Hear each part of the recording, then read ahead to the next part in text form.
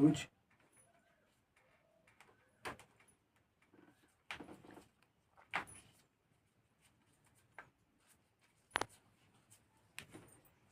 loose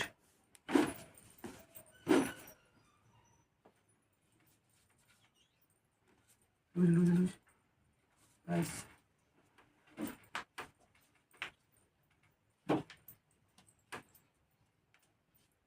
चलिए अब दर्द बताइए हमारा घुटने में लेकिन चल के था